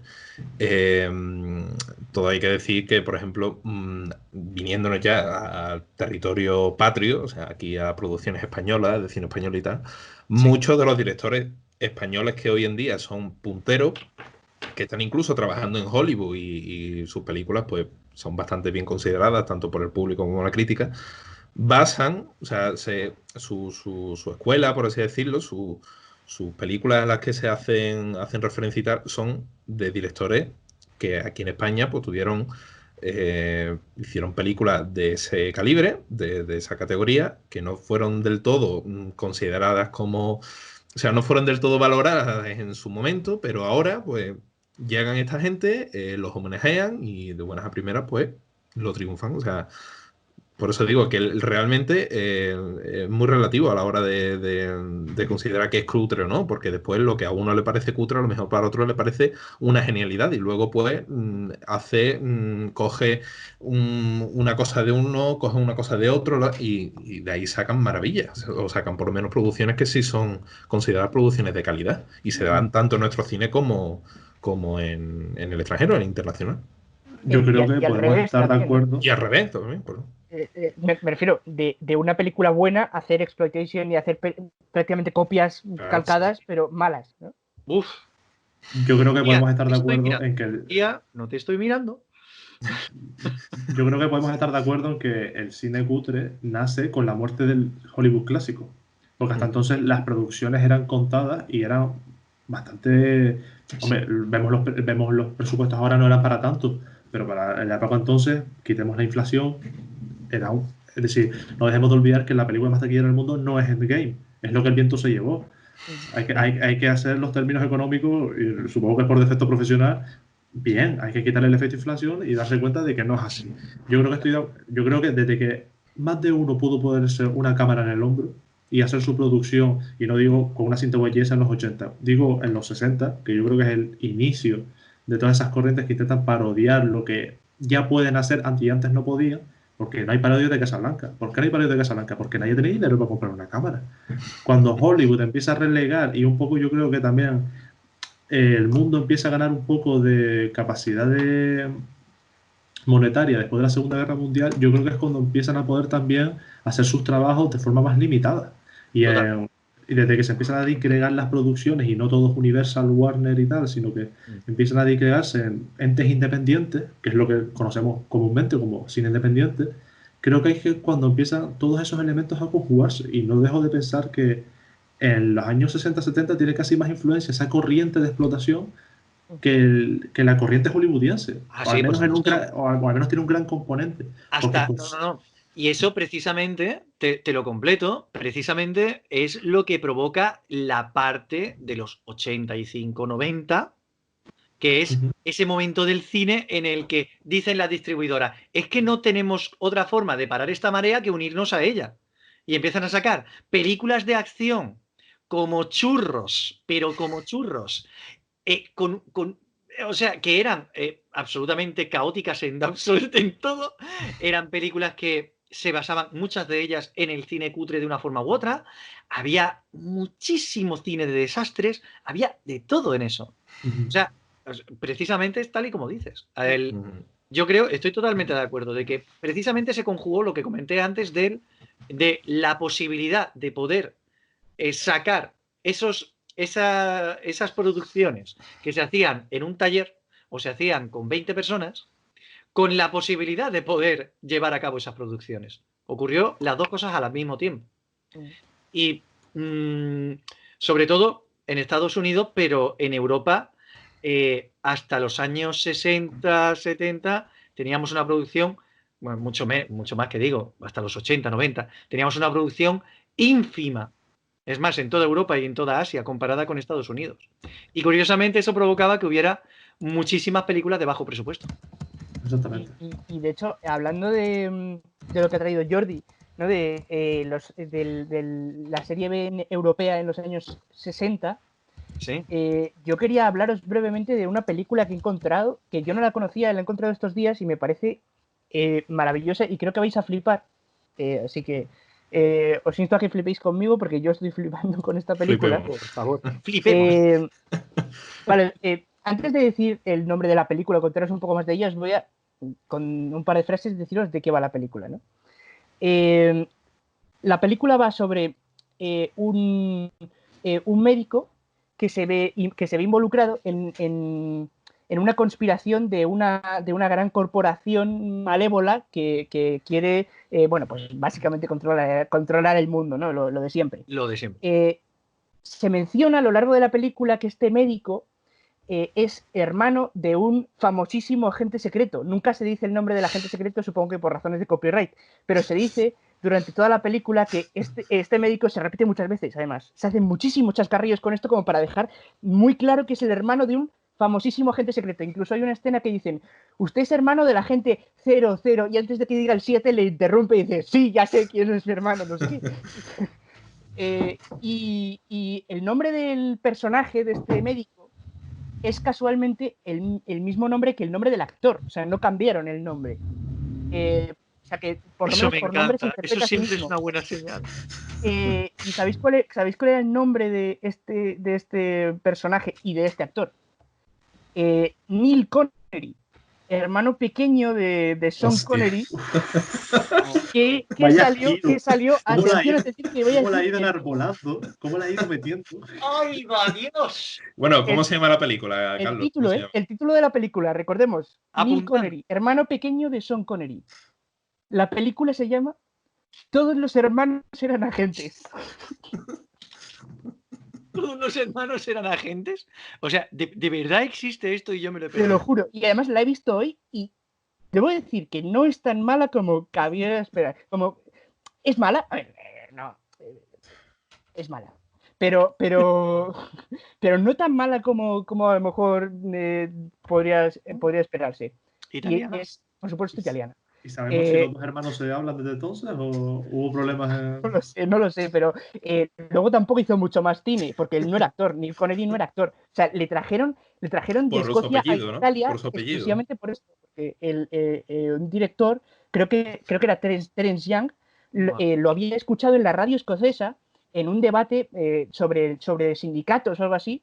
Había escuchado al hermano de Sean Connery en la radio escocesa y por la voz le había parecido que era Sean Connery, hasta que después dijeron, bueno, pues este es el hermano de Sean Connery. Entonces, claro, le pareció tan parecida a la voz que este director se lo dijo a un amigo suyo que era productor en Italia. Entonces se lo mencionó como una anécdota y el tío lo que hizo fue, dijo, pues le voy a montar una película paralela a James Bond y lo voy a traer a Italia simplemente para hacer eso. Aunque él no sea actor, da igual. Tiene el apellido y se parece. Aquí hubo drogas blandas. Aquí hubo en algún momento drogas blandas. O sea, y ojalá hubiera más. Además, ya para terminar de esta maravillosa película, el villano principal es un actor que se llama Adolfo Cervi, que hacía 2 años había tenido un papel bastante, razonablemente prominente en una película de la saga James Bond con Sean Connery de verdad, Operación Trueno. Sale en Operación Trueno y es el villano de esta película, así que también tiene este enlace de unión entre James Bond y la película. Solo quería mencionarla porque es que si no reventaba. Quitando todo el enamoramiento que creo que profesamos todos los de este podcast, y yo diría que de 35 milímetros también en general, por este cine cutre, que como estamos comentando con Jordi, el cine tal y como lo conocemos es gracias también en parte a él, y no solo al cine clásico hollywoodiense.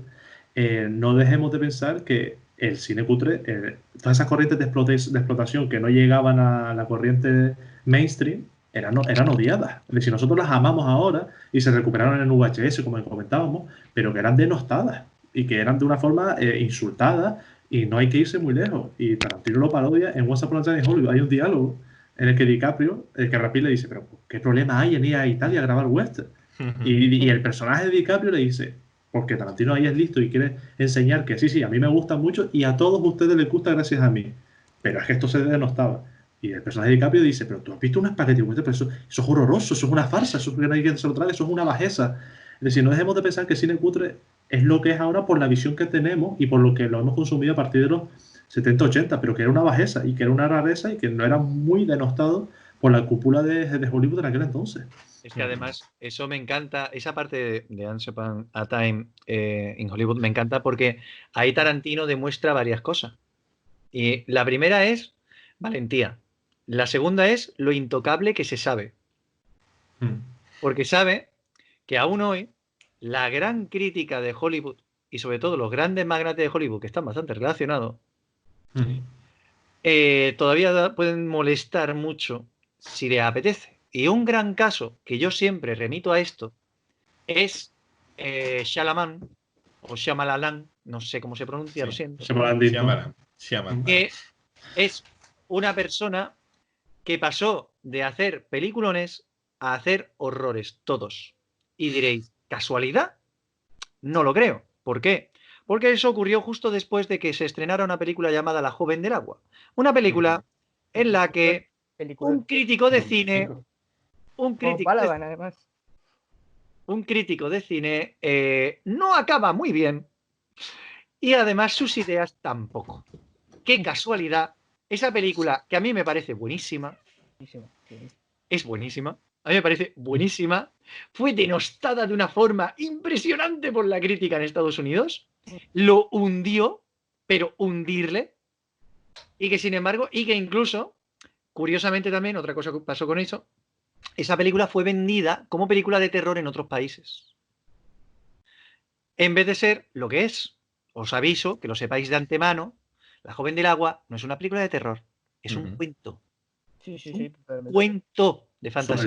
El solo título ya da indicaciones de que es un mundo de un Y cuento, desde la ¿no? propia Claro, Claro, Un pero relato. Shyamalan estaba muy condicionado por el sexto sentido, por el bosque, por las películas esas que había sacado a principios de los 2000, y cuando quiso presentar un producto que era un poco más intimista en ese sentido, pues claro, pues Claro, pero la fíjate gente que yo creo no... que Pero si lo curioso es que La joven del agua guarda paralelismos tanto con el Sí, sí, ¿no? protagonista Sí. estética como Pero el que, con el bosque. pero que a lo Con el mejor bosque el muchísimo. concepto de la historia no llamó tanto la atención. O sea, es como si tú dijeras Jay Wan hace ahora una película de amor. O sea, Pero sí.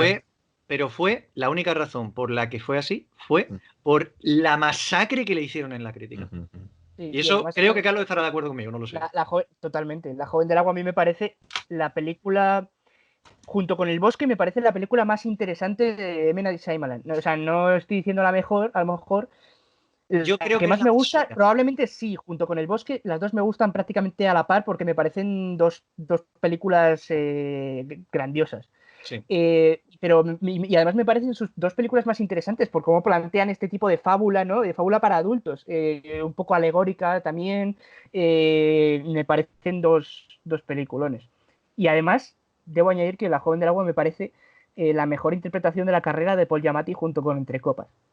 Sí, igual ya Matías lo hace genial. Pero es que yo lo que veo de no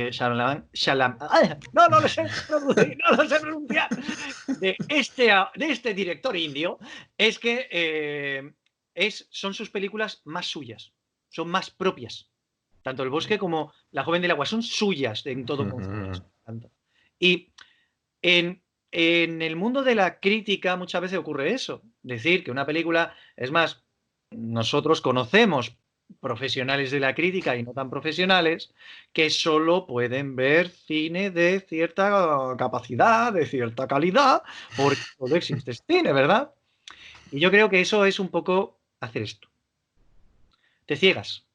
Si tú solo ves un tipo de cine, no puedes criticar ni siquiera bien ese cine. Si yo solo viera cine cutre, diría que Iron Sky es un peliculón. Iron Sky es muy divertida, pero no es la mejor película de la historia. Sí, ¿Me totalmente. entendéis? Que por cierto, os recomiendo muchísimo Iron Sky 2.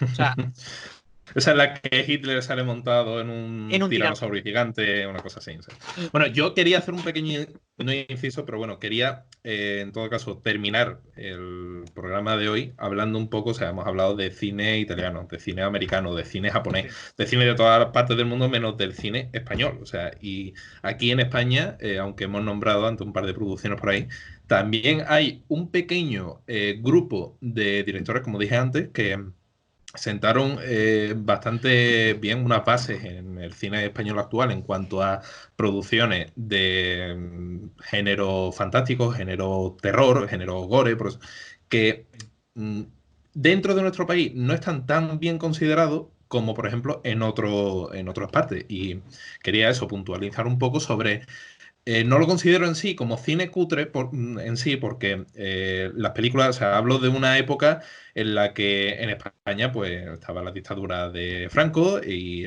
la mitad de las películas, si no todas, pues estaban recortadas por la censura y no se podía hacer un cine que a lo mejor muchos directores, muchos realizadores de la época querían hacer. No se pueden contar esas historias.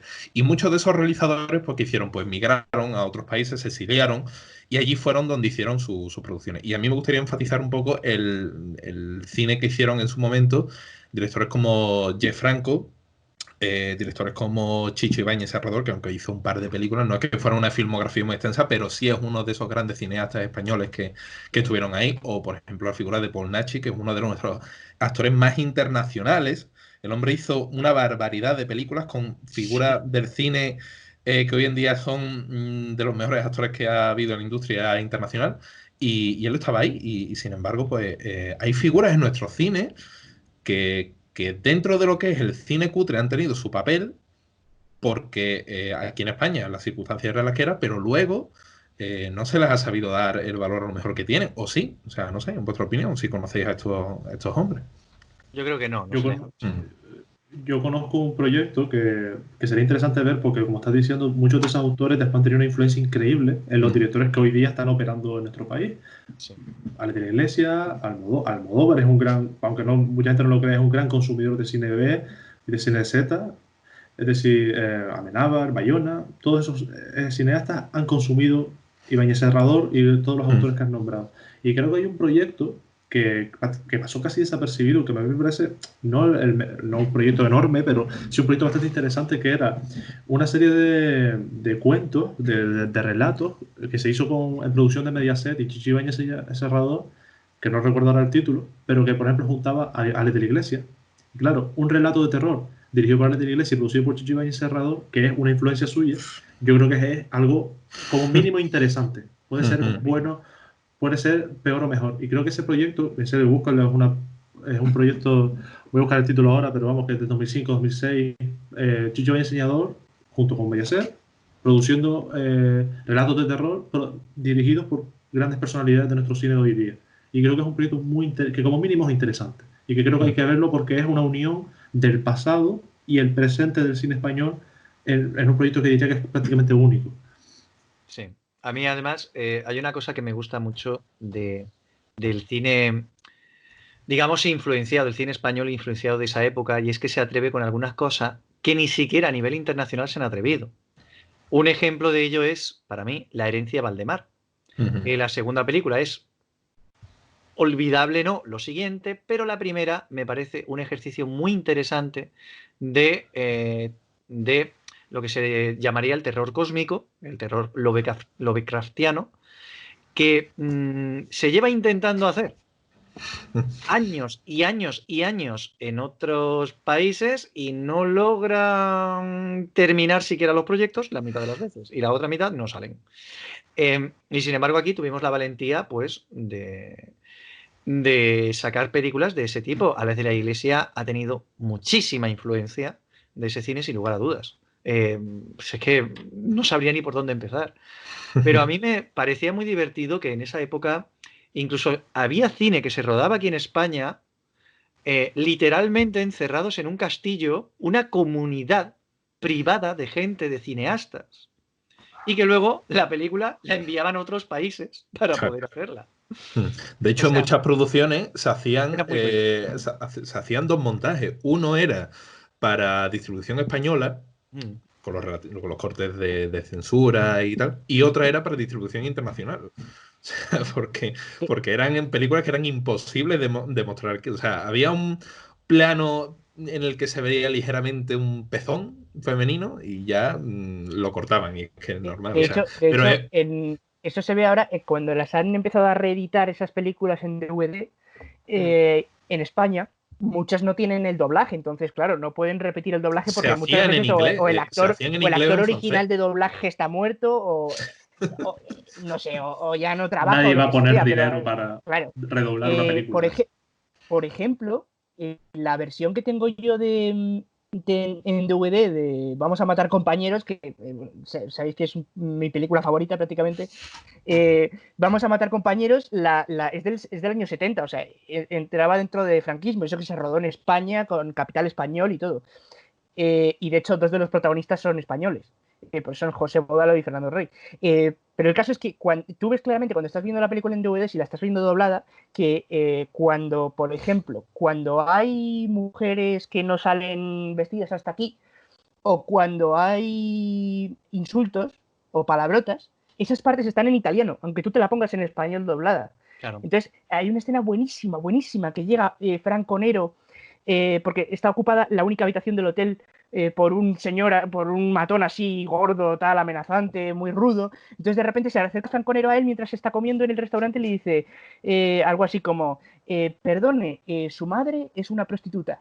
Y entonces esa parte no la puedes ver en español. Esa parte, en realidad, tú estás viendo la película en español doblada y de repente se acerca Franco Nero y le dice, scusi, la sua madre es una meretrice. Y eso me parece detalles que en realidad es un poco triste porque no se podían ver esas escenas en cine. Es un poco triste si lo piensas, pero ya se ha quedado como algo gracioso casi, ¿no? Pero mira, ahí yo conozco un ejemplo, saliendo un segundo del cine cutre, que me duele muchísimo de eso. Que fue porque en la animación la censura duró mucho más tiempo que en el cine normal. Y la película que a mí más me duele por censura es aquí se llamó en España Los Guerreros del Viento, del estudio Ghibli. En realidad el verdadero nombre es Nausicaa. Nausicaa.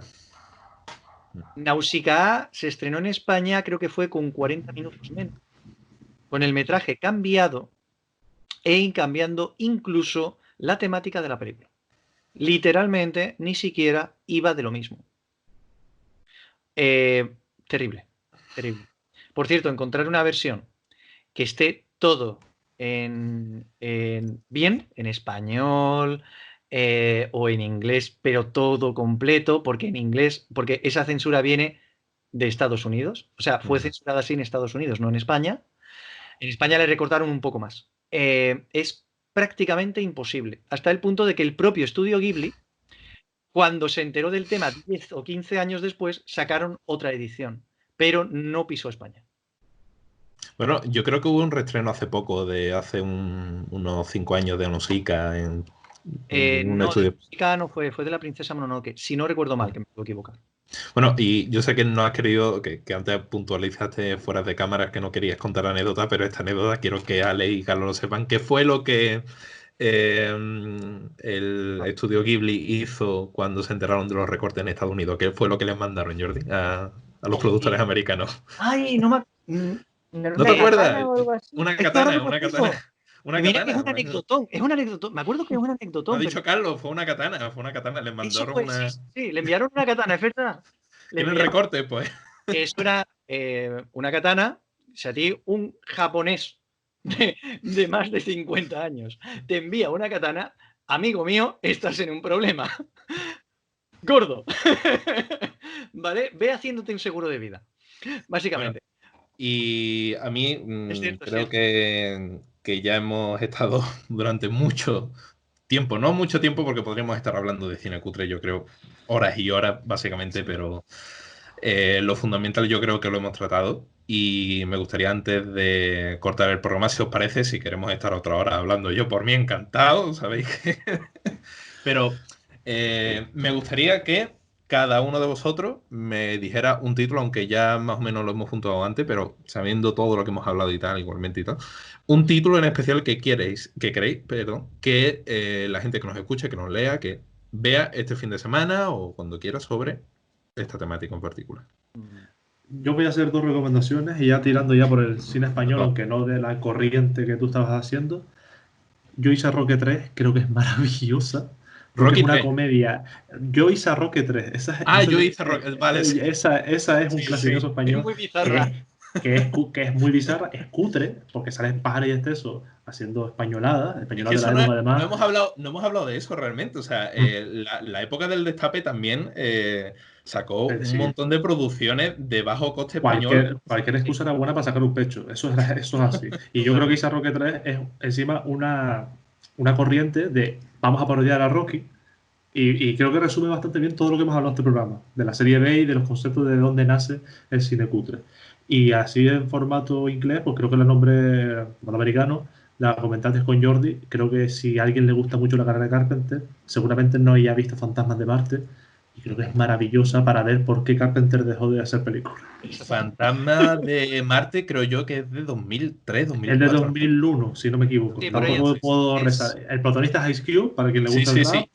Yo es que creo recordarla en Canal Plus cuando era pequeño. En esa época creo que tendría yo como unos 8 años más o menos haberla visto en Canal Plus, y me llamó la atención un poco el hecho, ¿no? O sea, Fantasmas en Marte, extraterrestres, astronautas, tal y cual, y no, tengo un vago recuerdo de la película, pero de lo que recuerdo es lo que tú como estuvimos hablando de que Carpenter a veces está en esa línea entre lo glorioso y lo cutre, creo que los Rescate en Los Ángeles y esto, que fueron las 2 películas además que salieron consecuentemente, fueron las 2 últimas películas que hizo, salvo una que después hizo con, si no recuerdo mal, con la mujer de Ryan Reynolds, Leiber. Bueno, ahora me van a caer por llamar la mujer de Ryan Reynolds, pero no me acuerdo del nombre de la chica. Blake Lively, ¿no? Sí. Esa chica protagonizó una película con Carpenter que la hizo en 2010, un rollo retorno, pero que tampoco es demasiado buena. Las 2 películas que acabaron con la carrera de Carpenter precisamente son cutres, son Rescate en Los Ángeles, Fantasmas de Marte, la recomiendo. Carlos. Bueno, pues yo voy a mencionar rápidamente 3 títulos. Precisamente por lo que decía Jordi antes de que hay varias ramas de cine cutre, ¿no? Para el que quiera autoflagelarse, ¿no? Con cine cutre, el que le guste sufrir viendo películas que son tan malas que, pues, que te gustaría darte de cabezazos contra la pared durante toda la película, yo voy a recomendar Star Odyssey, que es, ya os he mencionado antes brevemente, y es una de las exploitation que es del año 79, es decir, solo 2 años después del episodio 4 de Una Nueva Esperanza, y es una de las películas italianas, que surgieron muchas, que se hicieron prácticamente copiando la estética de Star Wars con muchísimo menos dinero y menos medios, por supuesto. Solo voy a decir que la versión de R2D2 en esta película es un bidón de gasolina pintado de gris con un enano dentro. Y la versión de C3PO es un robot con tendencias suicidas que tiene una novia robot que es exactamente igual que él y que solo se diferencia en que tiene las pestañas más largas. Eso es lo único que le diferencia hembra de macho en esa especie de robot. Rompiendo los roles de género. Y que además es racista hacia el R2D2 de la película, o en este caso hacia el bidón de gasolina con el enano dentro, porque lo considera una raza inferior de robot. Un despropósito auténtico, y eso que sale uno de mis actores favoritos, que es Gianni Garco. Otra exploitation también. Exploitation de 12 para el patíbulo, que también se hicieron muchísimas, en Italia concretamente. 5 para el infierno, de Gianfranco Parolini, que además es un director que recomiendo en general, Gianfranco Parolini, porque sus películas son cutres en cierto modo, pero es un director interesantísimo desde el punto de vista técnico, es un artesano y tiene unos toques de calidad inmensos. 5 para el infierno, además, es claramente, quien la vea con un poco de atención, va a ver el germen de Malditos Bastardos. O sea, Malditos Bastardos nace de 5 para el infierno mucho más de lo que pueden hacer de aquel maldito tren blindado, por ejemplo. Y para terminar, voy a recomendar otro western comedia, que se llama El Halcón de Sierra Madre, y le llamaban El Halcón, porque se ha distribuido con varios títulos distintos. Este es de Giuliano Carnimeo, el que ya he hablado antes de él, del mismo que dejaron de llamarle Camposanto, y lo mismo que Gianfranco Parolini. No dejarse llevar por la apariencia cutre de la película y fijarse en la persona que está detrás de la cámara, porque tenía un talento inmenso y unos toques de calidad tremendos que yo no he visto en prácticamente ningún otro director, no de la época, sino en general. Y esas son mis 3 recomendaciones. Jordi. Yo le he estado dando vueltas, la verdad, porque tengo demasiadas. Voy a intentar dejarlo en 3. La primera la hemos comentado antes, Payaso asesino del espacio exterior, si quieres divertirte. Si quieres pasarlo bien y simplemente ver lo que es una película cutre, que sabe que es cutre y lo que quiere es que el espectador se ría. Eso está genial, me encanta. Y cuando llegamos a eso, es un buen producto. Para mí es un buen producto. Y la verdad es que la recomiendo muchísimo. Así que vedla. Lo vais a pasar bomba. Eso sí, si tenéis miedo a los payasos, a lo mejor no es buena idea. Llámamelo. La segunda, precisamente, yendo también ahora vamos a la línea de la flagelación, precisamente, de la que ha comentado antes Carlos. Y me gustaría que vierais al menos un producto de V-Ball. Da igual de qué sea. Pero recomiendo especialmente el que estaba más relacionado con, digamos, un videojuego que todo el mundo ha visto, aunque sea una vez, y que todo el mundo reconoce rápidamente. Y además es la más fácil de encontrar, es la más famosa. House of the Dead. Es una película infecta. Es terrible. Peor que en El Nombre del Rey, tío. En El Nombre del Rey a mí me gusta de forma no irónica, o sea que cuidado. Exacto. Es que en El Nombre del Rey es una película cuasi decente. Sí. Es una película que a ver, que es verdad que yo torturé a un amigo invitándolo a mi propio cine a ir a verla. Pero bueno, el tema está en que El Nombre del Rey, digamos que es medio aceptable, sobre todo por los actores, ¿verdad? Es que, no sé si estarás de acuerdo. Hicieron hasta secuela, tío, en El Nombre del Rey. Es que los actores Barry Reynolds, Jason en esa peli. O sea, Sí. perdón que te he interrumpido, Carlos. ¿Di? No, que eso, que los actores, que el elenco es Burt Reynolds, Jason Statham, Jonathan, Sí. ¿cómo se llama? John Rhys Davies, Gimli del Señor de los Anillos. Sí, Totalmente. y el Pero es que malo además actuando era. bien. Que no El malo actuaba. era. Ahí, leche. El de. Sí, Ron Perlman, ¿no? No, sí, Hellboy. bueno, Ron Perlman también Ese era salía, pero. el amigo de Sí, pero Jason yo me refiero al Statham. malo. Era. Nunca me sale su nombre cuando lo nombro. No me acuerdo. Matthew De Lillard. un. No, de uno de los nuestros. Ray Ray Liotta. Liotta. Ray Liotta era el malo. Era Ah, un mago malo. sí, es verdad, No recuerdo, ¿sí? Sí, es verdad, es verdad. Y por último, una película de los años 70-80 que está muy relacionada con la que ha dicho antes Carlos, porque también es una película italiana y también parodia Star Wars. Bueno, parodia, mejor dicho, intenta ser como Star Wars, ser como la versión barata de Star Wars. Pero esta tiene un par de sorpresitas muy divertidas. Dirigida por Luigi Cozzi. Es Star Crash, Choque de Galaxias. Sí. Esta película tiene una cosa muy divertida. La primera es que no se avergüenza, es más, no lo oculta durante la película, que es eso, la versión cutre barata de Star Wars. No la más cutre, ya conocemos la realmente buena, los que hayáis escuchado el podcast, que es Star Wars turco, de un Yaji Kutaran Adam, pero bueno. Sino al protagonista. ¿Sabéis quién es el prota?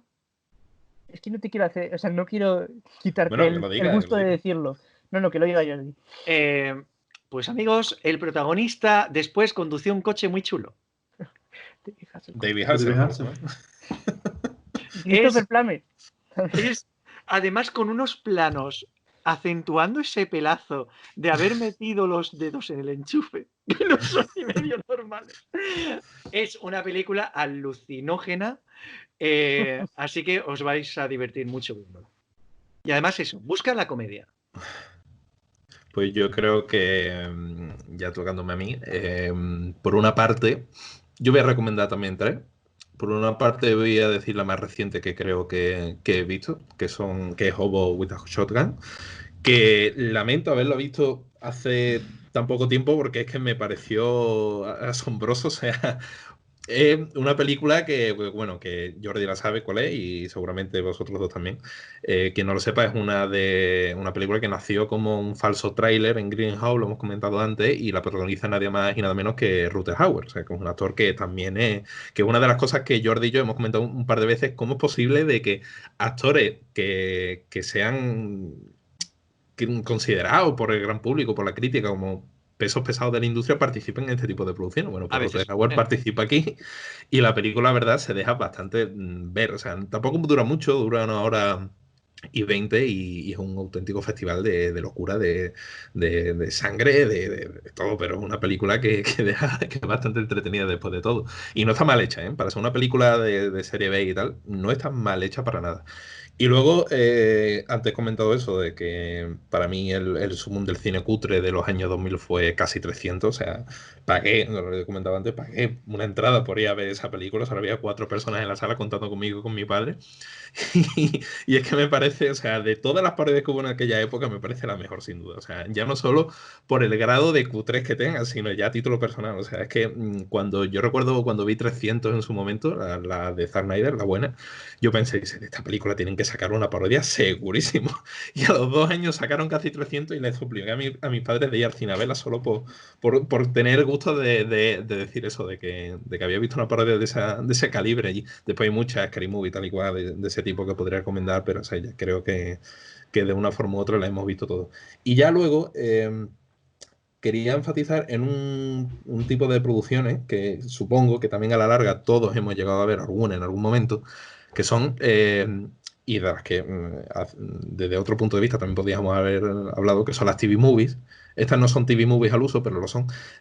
No son de las que vemos en Antena 3 un domingo a las 4 de la tarde, no, son las que vemos en Disney Channel repetidas a las 12 de la noche. O sea, son películas cutres por el mero hecho de cómo están hechas, cómo están rodadas, el reparto que tienen, pero tienen un encanto. Yo creo que tienen cierto encanto de que yo las vi en su momento cuando era pequeño y me llamaron la atención. Y son las películas de Disney Channel. O sea, yo no sé si a alguno le suenan títulos como Cumpleaños Mutante o La receta del $1.000.000 o no sé, o sea, hay un montón de películas y lo mejor es que están todas disponibles en Disney Plus. O sea, yo cuando me afilié a la plataforma y estuve bicheando cuáles eran las películas que había y tal, o sea, me sorprendió que estaban todas esas películas que yo de chico mamé literalmente en Disney Channel, o sea, están ahí y son películas malísimas, pero que yo le tengo un cariño terrible. Yo lo más seguro que tarde o temprano vaya a escribir sobre ellas en la página web porque tengo esa espiniqueta clavada y quiero recomendarla seguro. Por lo menos hacer un listado de cuáles son las que más me gustan.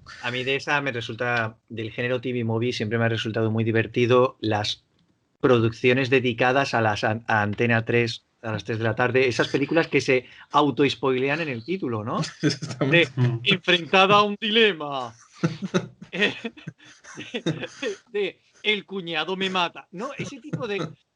Me encanta, me resulta fascinante. Pero Y que bueno, y que televisión, y que cabe recordar una cosa, o sea, Televisión Española le está haciendo la competencia a Antena 3 con telefilmes parecidos, o sea, solo que Antena 3 creo que son TV Movie norteamericanas y las que proyectan en Televisión Española son alemanas. O sea, es que Televisión Española, por ahí tiene que haber información de alguna parte, compró un paquete de películas alemanas. No sé cuántas películas vendrían y las están emitiendo pues muchas veces en los fines de semana. Están dándole la competencia. Te corrijo un pelín. En Antena 3, en realidad tienen muchísimas películas para el mediodía de Canadá y de Francia. No solo de Estados Unidos. Pero siguen siendo la misma porque... En fin. Bueno, pues yo creo que con este pequeño repaso a recomendaciones ya daríamos por sentado el programa de hoy. Yo creo que lo hemos pasado muy bien, o sea, es un tema del que podremos estar horas y horas hablando con seguridad y espero hacerlo en un futuro. Así que nada, si queréis decir algo antes de despedirse. Pues nada, ha sido un placer. Quédate en casa y estése seguro. Bueno, a ver, yo antes puntualizar eso, que el resto de programas de 35 mm Live pues están disponibles en nuestro canal de YouTube. Podéis seguirnos por redes sociales a 35 mm/es en Twitter, Instagram y Facebook. Y sobre todo suscribirse, darle a la campanita por si queréis pues, estar al tanto de las últimas novedades, los últimos vídeos que vamos a estar subiendo estas semanas y tal. Y nada, que esperemos que hayáis pasado un buen rato escuchándonos como nosotros pues haciendo este programa. Así que, ¿Puedo decir una cosita? Sí, claro, despídete, Jordi. Vale, me despido, gente. Solo os digo una cosa. Un crítico de cine cutre es aquel que no ve cine cutre. Así que, ya sabéis, consumid de todo y que os lo paséis muy bien en estos días tan curiosos en los que estamos en casita. Sobre todo eso. Bueno, pues nada, hasta la próxima. Hasta luego. Adiós.